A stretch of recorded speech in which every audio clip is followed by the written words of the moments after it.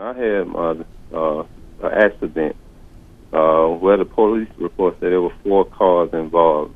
Car number 1 supposed to have been a hit and run, they say. Well, car number 2 hit my daughter, which is in car number 3, which she hit car number 4. Now, my question is this. I asked the insurance, talked to the insurance company, and they said about my car, you have to go to car number 4 because they'll be the one responsible for the value of the car. Well, how could number 4 be responsible when my daughter hit number 4? So my thing is, would number 2 be responsible for the value of my car? Because I had to go out and get another car to replace the one that was total. Felton, that's a great question, and we see that often where you have multiple cars in a collision like that.